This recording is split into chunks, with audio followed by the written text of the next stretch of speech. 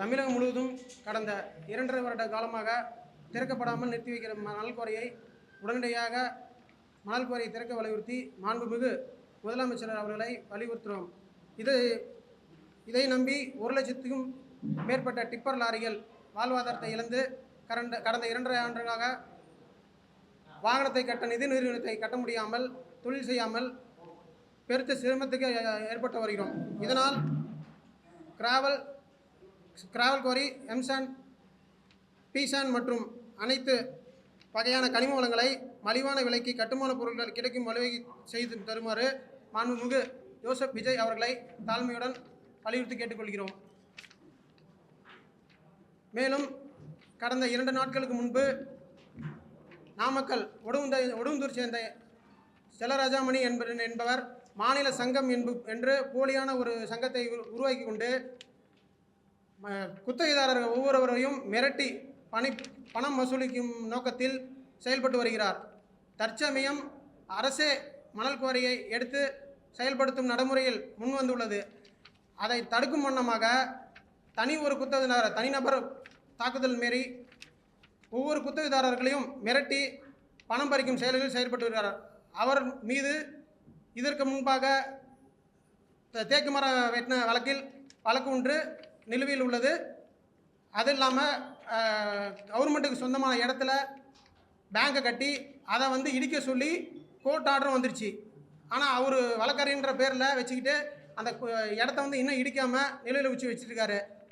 அவர் ஒரு போலியான சங்கத்தை உருவாக்கி வச்சுட்டு ஒவ்வொரு குத்தகைதாரரையும் பணம் பெறும் நோக்கத்தில் மிரட்டி வருகிறாரு. இதனால் எங்கள் தொழில் பெரிதும் பாதிக்கப்படுது அப்படின்றத அவர் மீது சட்ட ரீதியான வழக்கு செய்து விசாரணை செய்ய வேண்டும் என்று. அதாவது தமிழகத்தில் லாரி உரிமையாளராக ஓட்டு போட்டு தேர்ந்தெடுக்கப்படாத ரிஜிஸ்டர் ஆஃபீஸில் ரிஜிஸ்டர் பண்ணி மாநில சமூக தலைவர் என்ற நாமக்கல் மாவட்டம் ஒடுந்தூரை சேர்ந்த செல்லராசாமணி அவர்கள் 2012 மேலே தான் அவர் வெளியே வர்றார். 2012 மேலே வெளியே வந்து 2021 26 வரைக்கும் திமுக பேரில் மணல் குவாரி ஓடி இருந்தது. அப்போது மணல் குவாரி ஓடுகின்ற போது லாரி உரிமை நலன் சமூக தலைவரை சில அறிக்கைகள் விடுகிறார். அப்போது என்ன சொல்கிறார், இப்போ இந்த ஆட்சி பொறுப்பேற்ற உடனே ஒரு குற்றச்சாட்டை வைக்கிறார். 3 அடி பர்மிஷன் கொடுத்தாங்க, 15 அடி எடுத்துட்டாங்க. திமுக பேரில் இருந்த ஐயா துரைமுருகன் அமைச்சர் மீது வழக்கு போடணும், ரகுபதி மீது வழக்கு போடணும். ஆனால் 2012க்கு முன்னாடி அவருக்கு பூர்வீகமாக இருந்தது 1.5 ஏக்கர் சொத்து தான். அதில் இஞ்சி, எலுமிச்சம்பழம், பேரிச்சம்பழம் விளைவிச்சு அவர் ஒன்றும் வாழ்வாரத்தை பார்க்கல. இன்னை வரைக்கும் அவருக்கு லாரி இல்லை. அப்போ எப்படி ஒரு லாரி உரிமையாளர் நலன் கருதி அவர் எப்படி பேசுகிறான்னு தெரியல. ஒரு ஆக்சிடென்ட் பார்த்ததில்ல, ஒரு இன்சூரன்ஸ் கட்டணத்தில், ஒரு டாக்ஸி கட்டணத்தில் எதுவுமே லாரி உரிமையாளர் நலன் கருதி பேசாத வருகின்ற ஒரு ஆட்சி மாறுகின்ற போதும் அந்த ஆட்சியாளருக்கு தகுந்த மாரி பேசுறது, அந்த ஆட்சியாளர் மீது அமைச்சர் மீது குற்றச்சாட்டு வைக்கிறது. 2017, 18, 19 அதிமுக ஆட்சி நடைபெறுகின்ற போது ஒடுந்தூர் ஊராட்சியில் அரசு ஆன்லைன் மணல் குவாரி நடைபெற்றது. அப்போ 2017 மீது எடப்பாடி அவர்கள் ஆட்சி பொறுப்பேற்றவுடனே மணலுக்கு மாற்று எம்சாண்டர் கொண்டாந்து தலைமைச் செயலகத்தில் ஒரு திரைக்கதை போட்டு காட்டினார். அன்றைக்கு அந்த எம்சாண்டை பற்றி எதுவும் வாய் திறக்கலை. ஆனால் அந்த ஒடுந்தூர் ஊராட்சியில் விவசாயம் பாதிக்கிறார். 2021 மனைவர் தலைவரான உடனே திமுக ஆட்சி ஏற்பட்ட உடனே பஞ்சாயத்தில் தீர்மானம் வச்சு இவர் கொடுத்து அந்த விவசாயி பாதிக்காதா, அப்போ மணல் எடுக்க பர்மிஷன் கொடுக்குறாரு. ஆனால் திமுக ஆட்சியில் மணல் ஓடுகின்ற போது இவர் லாரி உரிமை நலன் கருதி பேசுகின்ற ஒரு தலைவராக இருந்தால், இல்லை ஒரு தொழில் பண்ணணும்னா, ஒரு சங்கம் வச்சுக்கிறேன்னா, ஒரு பிளாட் பண்ணுறவங்க கடை வச்சுக்கிறாங்க, அவங்க கடை வச்சுக்கிறாங்க, அது சங்கம் இருக்குது பேசலாம். ஆனால் இவர் லாரியே இல்லாத அப்போதெல்லாம் 19 மாதம் மணல் குவாரி ஓடி 4730 கோடி ஊழல் நடைபெற்று நான் சொல்ல வரல, மத்திய அரசால் இடி ரைடு கம்போஸ் டைரக்ட் வழக்கு பதிவு பண்ணது. அப்போதெல்லாம் வாய் திறக்காத. அப்போது போலி பர்மிட் வந்தது. 500 ரூபாய் அந்த பர்மிட் 600 ரூபாய் ஆச்சு, 600 ரூபாய் அந்த பர்மிட் 700 ரூபாய் ஆச்சு. அதை பற்றியெல்லாம் எப்போதுமே வாய் திறக்கிறதில்லை, எதுவுமே பேசுறதில்லை. எப்படா புது அரசு ஒரு மணல் குவாரியை கிரவுல் குவாரியை திறக்கின்ற போது அந்த கடந்த ஆட்சியில் திமுக ஆட்சியில் துரைமுருகன் 1000 கோடி ஊழல் பண்ணிட்டார், ரகுபதி ஊழல் பண்ணிட்டார். ஆனால் இவருக்கு ஒன்றுமே கிடையாது. 2012க்கு மேலே வெளியே வந்து இன்னைக்கு கிட்டத்தட்ட 900 கோடிக்கு மேலே சொத்து இருக்குது. மோகனூரில் கல்யாணம் மண்டபம் மெயின் ரோட்டில் லாட்ஜி ஒரு சதுரடி 9000 ரூபாய் விற்கிது. ஒடுந்தூர் ஊராட்சியில் நிதி காவேரி ஆற்றுப்படுக்கை ஆக்கிரமிப்பு பண்ணி பேங்க்கு கட்டி வாடகை விட்டு வச்சுக்கிறார். இவங்க பொண்டாட்டி மடையார், இவருக்கு எப்படி சொத்து வந்தது? இவர் லாரியே இல்லாத எப்படி லாரி உரிமையாளர் நல்லா கருதி பேசுறான்னு தெரியல. எப்பனா ஒரு மணல் குவாரியை கிரால் குவாரியை தருகின்றனா இவர் ஒரு பேட்டி ஒரு பிரஸ் மீட் வைக்கிறது. அந்த அரசு கொலை பண்ணிச்சு, துரைமுருகன் அதை பண்ணார் இதை பண்ணார், அதிமுக ஆட்சி வந்த குறப்படுது, இந்த அரசு வந்து அதை செய்யுது.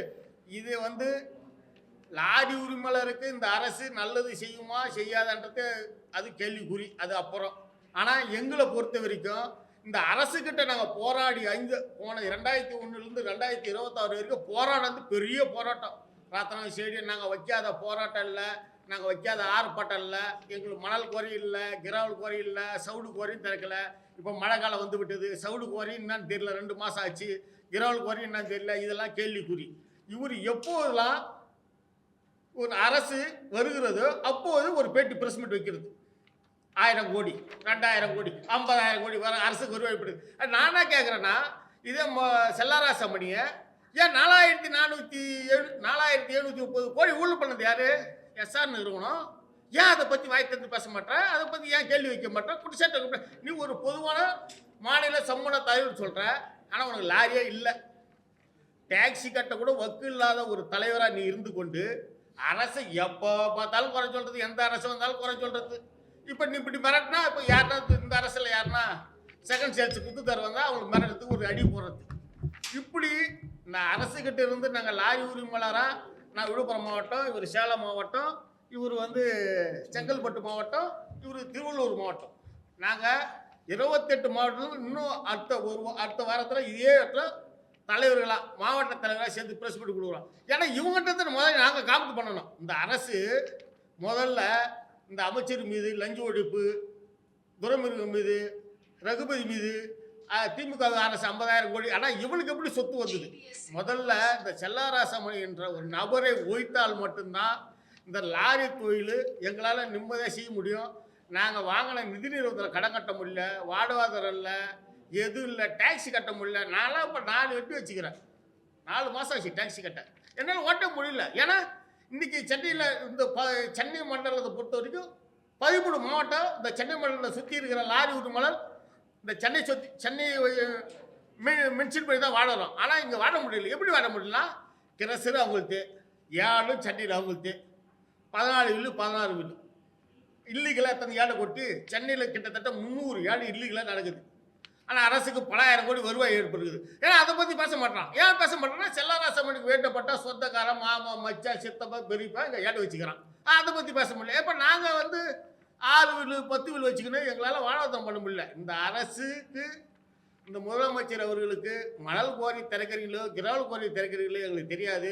எங்களுடைய வாழ்வாதாரம் மீட்டெடுப்புகளோ தெரியாது.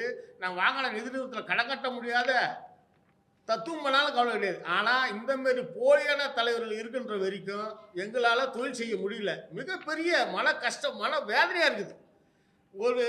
நான் வந்து இன்றைக்கி வெள்ளை சட்டை போடுதுன்னா எனக்கு தான் எது பிடிக்க தெரியாது. நான் வந்து என்ன நினைக்கிறேன்னா, நான் பிடிச்ச டீசல் வாசனை, கிளசி வாசனை, டயரை தூக்கின வாசனை வானா என் பிள்ளைங்களை நல்லபடியாக படிக்க வைக்கணும்னு நினைக்கிறேன்.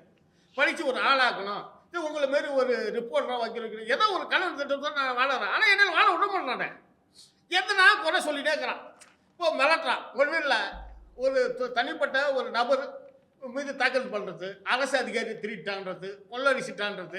ஏன்னா நீ கொள்ளைகளாக சொல்கிறல்ல, உனக்கு 2012 மேலப்பல் பற்றி நீ மாநில சமூக தலைவராக வந்த போது உனக்கு இப்போ சொத்து எப்படி வந்தது? கிட்டத்தட்ட 900 கோடி சொத்து வச்சுக்கிறேன். உனக்கு சொத்து எப்படி? லாரியே இல்லை. அப்போ லாரி இல்லாத லாரி உரிமையாளர் பற்றி நீ எப்படி பேச முடியும்? ஒரு ஆக்சிடென்ட் பார்த்துருப்பியா, ஒரு இன்சூரன்ஸ் கட்டியிருப்பியா, ஒரு எஃப்சிக்கு போயிருப்பியா, இல்லை டயர் எடுத்து போட்டிருப்பியா, இல்லை ஓட்டுநர் படி கொடுத்துருப்பியா? எதுவுமே இல்லாத யாருன்னா வரட்டும், மணல் படுத்த உடனே நான் வந்து டைரக்டர் எழுதிட்டேன். இந்த பாருங்க இப்படி காட்டுறது அந்த ஆடியோடா பூரா பேர் போட்டேன். ஏங்க அந்த டைரக்டர், முன்னாள் டைரக்டருக்கு தெரியாத கனிம கொள்ளை இப்படி நடந்திருக்காரு. நான் உடனே என்ன பண்ணுறது? அவருக்கு அனுப்புனேன், இவருக்கு அனுப்புனேன், பிரதமருக்கு அனுப்புனேன், உள்துறை செயலாளருக்கு அனுப்புனேன், கவர்னருக்கு அனுப்புனேன். ஒரு பொய்யான பிரச்சனை. நாங்கள் இந்த ஆட்சி நேர்மையாக செயல்படணும்னு சொல்கிற ஐயா முதலமைச்சர் அவர்களுக்கு தமிழகத்தில் லாரி சங்கன் என்ற போர்வையில் கொடுக்கின்ற பேட்டியை முன்வைக்காதீங்க. லாரி உரிமையாளரை கூட்டு எங்களுடைய கோரிக்கை கேட்டு அந்தந்த மாவட்டத்தில் நடக்கிற பிரச்சனையை வைங்க. இல்லையென்றால் உங்கள் ஆட்சியில் ஒரு வாரியத்தை உருவாக்குங்க. 38 மாவட்டம் இருந்தால் 38 மாவட்டத்தில் ஒரு ஆளை நியமிங்க பொதுவாக. அதாவது என்னோட ஒரு 50 ஆண்டுகள் இந்த லாரி தொழிலை வச்சு லாப நஷ்டத்தை கஷ்டப்பட்டவங்களை அவங்கள வைத்து அந்த ஒரு கோரிக்கை ஏற்று அந்த கிராவல் கோரியை மணல் கோரியை சீக்கிரமாக திறக்கின்ற வேலையை பாருங்கள். ரொம்ப எங்களுடைய வாழ்வாதாரம் 750 வண்டி 3 ஆண்டுகள் ஆகுது. டிஎன் ஷெட் ஆப்னு ஒன்று உருவாக்கி அதில் பணம் கட்டி எங்களுக்கு இன்னும் மணல் கொடுக்கல. அந்த மணல் கொடுக்கறதுக்கான வழி வகுங்க. இன்னும் 3 ஆண்டுகளாக நாங்கள் வாழ்வாதாரத்தை இழந்திருக்கோம். கிட்டத்தட்ட 3 ஆண்டுகளாக மணல் குவாரின்றது செயல்படல சார். அமலாக்கத்துறை இடி ரைடு நடந்ததுக்கு அப்புறம் 3 ஆண்டு காலமாக மணல் குவாரி திறக்கிறது இல்லைங்க. ஒவ்வொரு டைமும் மணல் குவாரி திறக்கணுன்ற அரசே நடத்தணுன்ற ஒரு முயற்சி செய்யும் போது இந்த ஒரு செல்லரசாமணின்றவர் என்ன பண்ணுறாருன்னா குத்தகைதாரர் ஒவ்வொருத்தரையும் மிரட்டி பணம் பறிக்கின்ற சூழ்நிலையில் மாதம் எனக்கு இவ்வளோ கொடு அவ்வளோ கொடுன்னு பெரிய தொகையாக கேட்டு மிரட்டுன்ற தோரணையில் பண்ணும் போது அவங்க முன் வந்து செய்யறதுக்கு தயங்குறாங்க. எந்த அரசு வர மாட்டேங்குது. இல்லை குத்தகைதாரர்களே வந்து செய்யும் போது அரசு வந்து குத்தகைதாரர் மூலியமா தான் சார் இதை மணல் குவாரி வந்து டெண்டர் விடுவாங்க சார். செகண்ட் சேல் மூலியமா ஆத்துல இருந்து டைரக்டா கொண்டு வந்து செகண்ட் சேல்ல கொட்டினதுக்கு அப்புறம் தான் அரசு அங்கிருந்து ஆன்லைன்ல மணல் விநியோகம் செய்வாங்க சார். அங்கிருந்து உள்ள இருந்து எடுத்துட்டு வரும்போதே நீ இவ்வளவு முறைகேடு செய்யற அவ்வளவு முறைகேடு செய்யற உங்களுக்கு தெரியும். அரசு அதிகாரி மேலே குற்றச்சாட்டு வச்சா 4750 கோடி ஊழல்னு தெரியும். நிறைய மனு, அதாவது சார் ஒரு நிமிஷம், அந்த இமெயில் இல்லை, கொடுக்காத பெட்டிஷன் இல்லை, எல்லாரும் எங்களால் கடந்த காலத்தில் அந்த துறை சார்ந்த ஐயா துரைமுருகன் ஐயாவும் பார்க்க முடியல, ரகுபதியும் பார்க்க முடியல. இப்போ இந்த ஆட்சி பொறுப்பேற்ற பிற்பாடு இதோட 4 முறை பார்த்துட்டோம். நாங்கள் மனு கொடுத்துருக்குறோம். இல்லை முறையாக வந்து செஞ்சு தரேன்னு சொல்கிறாங்க சார். கரெக்டாக ப்ராப்பர் பண்ணணும். இதில் வந்து 50,000 கோடி 1 லட்சம் கோடி இப்போ நடுவில் பூந்து இந்த மாதிரி பேச பார்த்துட்டான்றாங்க. டைரக்டர் முன்னாடியே 11/6 ஒரு மீட்டிங் போட்டாங்க. தமிழ்நாடு பூரா லாரி உரிமையாளரும் டைரக்டர் எல்லாம் அந்த இடத்துல லாரி சங்கத்தில் இருக்கிறவங்களே ஒற்றுமை இல்லாத ஒரு பிரச்சனை என்னன்னா, இதே செல்லரசாமணி என்ன சொல்றாரு, ஆந்திராவுக்கு கேரளாவுக்கும் கர்நாடகாவுக்கும் தமிழகத்திலிருந்து களிமண்ணை வெட்டி எடுத்து 50,000 கோடி நஷ்டம்னு சொல்றாரு. அப்போ இந்த அரசு நான் சொல்றது 200% நான் வெளி மாநிலத்துக்கு போனால் இப்போ வரி போடுன்னு சொல்றாரு. இன்னொரு தலைவர் நம்ம சென்னையில் ஒருத்தர் இருக்கிறார், அவருக்கு 109 லாரி இருக்குது. யுவராஜ் அவருக்கு 109 லாரி இருக்குதுங்க. சொல்லி முடிச்சிடுறேன். அவருக்கு 109 லாரி இருக்குது. அவர் என்ன சொல்றாரு, ஆந்திராவில் இருந்து களிமலத்தை கொண்டாடலாம், ஆந்திராவில் இருந்து மணல் கொண்டாடலாம். இப்போ தமிழகத்திலேருந்து வெளி மாநிலத்துக்கு போனால் அரசுக்கு தமிழக அரசு வருவாய் வருது. அப்போ ஆந்திராவில் இருந்து இங்கே வந்தால் தமிழக அரசு வருவாய் வருமா? அது ஓவர்லோடில் வருது. அது என்ன சொல்றாரு, 12,000 ரூபாய் யூனிட் விற்கிறாங்க, மணல் 13,000 யூனிட் விற்கிறாங்க. மலேசியா மண் ஒன்றுன்றாரு. மலேசியா மண் சென்ற ஆண்டு அதிமுக பீரியடில் ஒரு யூனிட்டு 800 ஆர்பில் 10,750 ரூபாய். அது நான் லாரி வச்சு ஆப்பில் நான் அந்த கஷ்டம் தெரியும். நான் 10,750 ரூபாய்க்கு அந்த லாரி அங்கே வாங்கி அந்த மண்ணை எடுக்கணும். சாதாரணமாக போய் எடுக்க முடியாது. ஓட்டுநருக்கு லைசன்ஸ் இருக்கணும், இன்சூரன்ஸு பொக்கெட் டெஸ்ட் இருக்கணும். அது உள்ளே போகிறதுக்கு சைலன்சர் அது இது அங்கே ஒரு 2,000 பணம் கட்டணும். அதை உள்ளக்கெல்லாம் போட்டு வரணும். நான் பொதுமக்கள் என்ன விலைக்கு விநியோகம் பண்ண முடியும் சொல்லுங்கள்? இது திருட்டு மண் வந்தால் பண்ணிட. நாங்கள் என்ன சொல்கிறோன்னா, தமிழகத்தில் ஆற்றுப்படிகளை பல இடத்துல மணல் வந்து தேங்கி இருக்குது, மழை காலத்தில் வந்து தேங்கி இருக்குது. அதனால் விவசாயி பாதிப்பு. அந்த இடத்த அறிஞ்சு மணல் போட்டால் தமிழக அரசு டிஎன் ஷெட் ஆப்னு ஒன்று உருவாக்கி வச்சிருக்கு. 2,650 ரூபா யூனிட்.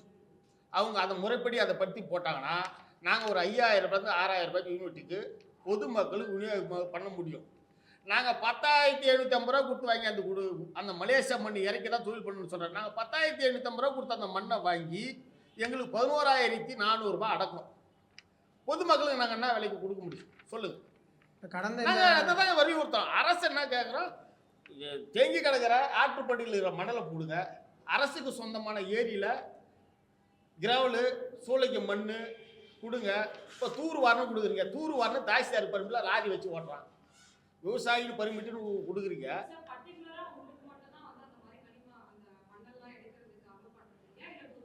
பொதுவாகவே நாங்கள் இந்த டிஎன் ஷெட் கவர்மெண்ட் வெப்சைட் ஆப்பில் என்ன இருக்குதுன்னா 6 வில் 10 வில் தான் இருக்குது. இந்த அரசு உத்தரவு ஜீவோவாக தான் இருக்குது. 12 வில் 14 வில் 18 வில்லாம் இல்லை. இப்போ இவங்க என்ன பண்ணுறாங்கன்னா இது எல்லாத்தையும் சேர்த்து அரசு ஜீவோ. நாங்கள் என்ன சொல்கிறோம், கவர்மெண்ட் ஜீவோவில் பாஸ் என்னவோ அது பண்ணுங்கன்றோம். எங்களுடைய வாழ்வாதாரமே அரசு இருக்குதோ இல்லையோ, நாமக்கலை சேர்ந்த ஒரு செல்லாராசு அம்மணி, இங்கே சென்னையில் சேர்ந்த ஒரு யுவராஜ், எங்களால் முடியல. இவன் ஒரு பக்கம் ஈவோ பில்லு போகணும், அவன் ஒரு பக்கம் ஓவர்லோடு ஒழிக்கணும், 4000 கிரசரை ஒழிக்கணுன்றான். 4000 கிரசர் இருக்குது, 1440 கிரசர் தான் பெர்மிஷனு. ஆனால் 440 கிரசருக்கு மட்டும்தான் அனைத்து பர்மிஷனும் இருக்குது. இப்போ இந்த 4000 கிரசருக்காரங்க உள்ள பிரச்சனையை இவன் ஒரு தலைவரை தேர்ந்தெடுறான். இவர் வந்து செல்லாராசம்மணி, இவர் யுவராஜ். இப்போ நான் 440 கிரசர்கள் அனைத்து சான்றுக்கு அரசுக்கான வரி கட்டி ஓட்டுறேன். இப்போ 1400 கிரசருக்கு பாதி வரி கட்டுறாங்க. இது மொத்தமாக 1800 கிரசர் அடங்கிட்டா மீதி 2200 கிரசர் எந்த அரசுக்கான வரி விதியே கட்டத்தில்லை. அவன் இஷ்டத்துக்கு எங்கே வேணா அரைக்கிறது, என்ன வேணா பண்ணுறது. ஆனால் அந்த கிரசரு நான் இவ்வளோ வரி கட்டியும் அந்த 900 ரூபாய் எம்சண்ட் கொடுக்குறான். எந்த வரி கட்டாத இவரும் 900 ரூபாய் எம்சண்ட் கொடுக்குறாரு. இவரு 1440 ரூபாய்க்கு 1400 கிரசர் இவரு பாதி வரி கட்டணும் 900 ரூபாய் கொடுக்குறாரு. இப்போ இப்படி பிரச்சனை. இந்த பிரச்சனை எப்படி கொண்டாடுறாங்கன்னா, அரசு இந்த எப்படியாவது இந்த அரசு அது இதை சரி பண்ணுமா, அதை சரி பண்ணுமா, அது பொதுமக்கள் மேல் தான் விளைவிக்குது. இப்போ ஆந்திராவில் வந்து எம்சாண்டு 650 ரூபாய், இப்போ தமிழகத்தில் எம்சாண்டு ஒரு டன்னு 900 ரூபாய். இப்போ நான் சென்னையில் இருக்கிறேன். சென்னையிலேருந்து இப்போ எம்சாண்டு வந்து பக்கத்தில் எங்கே எடுக்க முடியாது. ஒன்று காஞ்சிபுரம், ஒன்று விழுப்புரம், செங்கல்பட்டு மாவட்டம், இங்கே தான் போய் எடுக்கணும். நாங்கள் போய் வந்து எனக்கு 200 கிலோமீட்டர், எனக்கு டிரான்ஸ்போர்ட் செலவு கணக்கு ஒரு 1200 ரூபாய்க்கு வச்சா தான் எனக்கு வாடகை நிற்கும். ஆனால் ஆந்திரா பார்டரில் இருக்கிற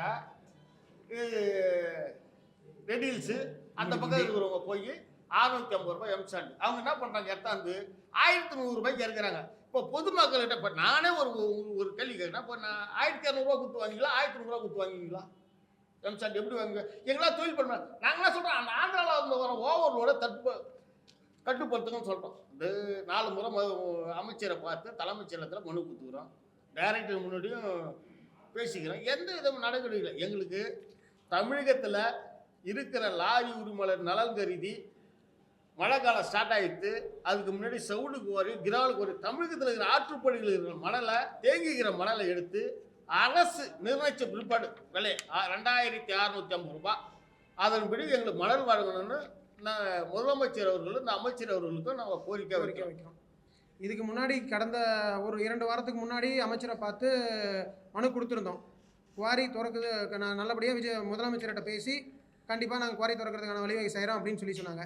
இந்த நேரத்தில் வந்து இந்த கடந்த ஆட்சியில் வந்து 1000 கோடி ஊழல் அப்படின்னு சொல்லும் போது அரசு கொண்டுட்டு வர திட்டத்தை வந்து தடை செய்கிற மாதிரி அவங்க ஊழல்ன்ற போது அந்த செயல்பாட்டை நிறுத்திடுறாங்க. அப்படியே ஒரு வெந்த பூனில் மேலே பாசனம் கண்ணு கட்டின பிறகு சூரிய நமஸ்காரம் தேடுற மாதிரி இருக்குது. 19 மாதம் மலர் போர் ஓடிச்சு. இன்னைக்கு டைரக்டர் மீட்டிங்கில் ஒரு 11/6 அவர் சொல்கிறாரு, அரசு 5 அடி கொடுத்துதுங்க, திமுக பிரிவில் அமைச்சர் 50 அடி சொன்னார். அன்னைக்கு இதே மாநில சமூக தலைவர் அதெல்லாம் உனக்கு லாரியே இல்லைல்ல, நீ குற்றச்சாட்டு வச்சிருக்கணுமா இல்லையா? பொதுமக்கள் பார்த்துக்கிறாங்க, என் லாரி மேலே வாழ்வாதாரம் கட்டுது, நீ இத்தனை அடி எடுக்காது. அன்னைக்கெல்லாம் ஒன்னா தப்ப பாட்டார். ஒரு நாளைக்கு 300 டோக்கன் வாங்குவார். கரிகாலனுடைய வீரப்பன்ட்ட 300 டோக்கன், ஒரு டோக்கன் 5000 ரூபாய், ஒரு 300 டோக்கன் விற்றா 15 லட்சம், மாதம் 4.5 கோடி டோக்கன் விற்றார்.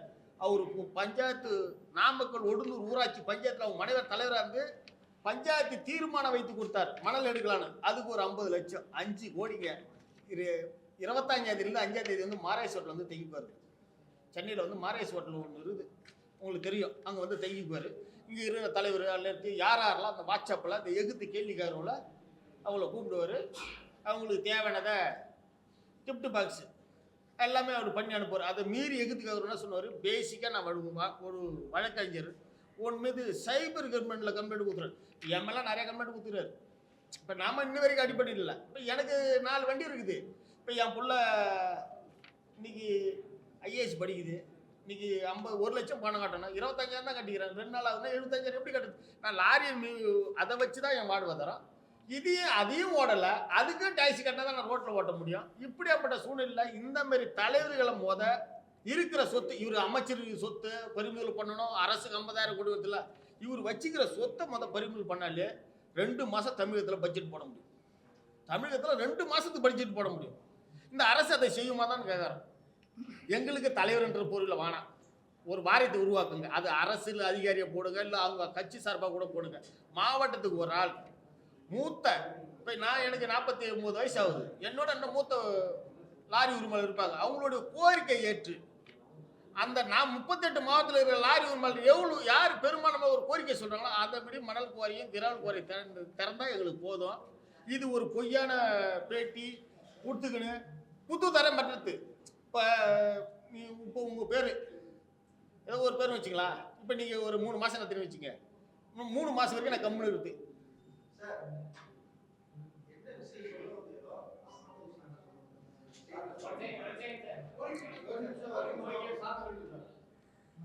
சார், தமிழகம் முழுவதும் கடந்த 2.5 ஆண்டுகளாக திறக்காமல் நிறுத்தி வைக்க மணல் குவாரி மற்றும் சவுடு குவாரிகளை உடனடியாக திறக்கணும்னு மாண்புமிகு ஜோசப் விஜய் அவர்களுக்கு வலியுறுத்தியிருக்கேன் சார். இது வரைக்கும் கிட்டத்தட்ட ஒரு 10-15 லெட்டருக்கு மேலே அனுப்பிச்சிருக்கோம், மெயில் அனுப்பிச்சிருக்கோம். நல்லது செய்கிறேன்னு சொல்லியிருக்காரு. இது வரைக்கும் அதுக்கான எந்த ஒரு நிலைப்பாடும் இல்லை. முடியுந்தால் இன்னும் ஒரு 10 நாள் 15 நாளுக்குள்ளார இதை செஞ்சு கொடுத்தா பார்க்குறோம். இல்லை அப்படின்னா மாவட்டந்தோறும் மாநில இருக்கிற சங்கத்தை எல்லாத்தையும் இணைச்சி ஒரு பெரிய அளவு ஒரு போராட்டம் நடத்தலான்னு ஒரு முடிவு பண்ணியிருக்கேன் சார். ஏன்னா இப்போ 2 மாதமாக எங்களோட வாழ்வாதாரம் ரொம்ப கேள்விக்குறியாக இருக்குது. எங்கள் குடும்பத்தை சூழ்நிலை நடத்த முடியாத சூழ்நிலை இருக்கும். உடனடியாக போர்க்கால அடிப்படையில் மணல் குவாரியும் கிராவல் குவாரியும் திறக்கணுன்றதை எங்களோட கோரிக்கை மனுவாக நாங்கள் கொடுத்துருக்கோம் சார். இந்த நேரத்தில் வந்து போலியான தலைவர்களை சொல்கிற கேள்விகளை வந்து முன்வைக்க வேண்டாம். ஒவ்வொரு டைமும் அரசு எடுத்து ஒரு குவாரி நடத்தணும்னு நினைக்கும் போது அதை தடுக்கணுன்ற வகையில் தனிப்பட்ட ஒரு நபர் மேலே தாக்குதல் நடத்துகிற மாதிரி பணம் கேட்டு மிரட்டி கொடுக்காத பட்சத்துக்கு 1000 கோடி ஊழல்னு சொல்லி திசை திருப்புற நோக்கத்தில் பண்ணுறாங்க. அதனால் எங்கள் தொழில் பெரிதும் பாதிக்கப்படுதுங்க சார். அதனால் வந்து அவருக்கு லாரின்ற ஒரு இதே கிடையாது. போலியான ஒரு சங்கத்தை உருவாக்கிக்கிட்டு எல்லாத்தையும் பணத்தை மிரட்டி பணம் வசூலிக்கிற நோக்கத்தில் செயல்படுத்திட்டு இருக்காரு சார். அந்த தலைவர் பேசி கேட்காம எங்களோட தொழில் பாதிக்காமல் எங்களுக்கு மணல் தட்டுப்பாடு இல்லாமல் எங்கள் வாழ்வாதாரத்தை பாதுகாக்கணும்னு முதலமைச்சருக்கு நாங்கள் வலியுறுத்தியிருக்கோம் சார். அதை மெயில் மூலியமாகவும் கொடுத்துருக்கோம், லெட்டர் மூலியமாகவும் கொடுத்துருக்கோம் சார். நல்லது பண்ணுவார்னு ஒரு நம்பிக்கை இருக்குது சார். இல்லாத பட்சத்துக்கு இன்னும் ஒரு 10 நாள் கழித்து அனைத்து சங்கத்தையும் கூப்பிட்டு ஒரு தமிழ்நாடு நிலவிய ஒரு போராட்டம் நடத்தலாம்னு முடிவு பண்ணியிருக்கோம் சார். சேலம் கிழக்கு மாவட்ட மணல் லாரி உரிமையாளர்கள் சங்கம் கார்த்திக் தலைவர்.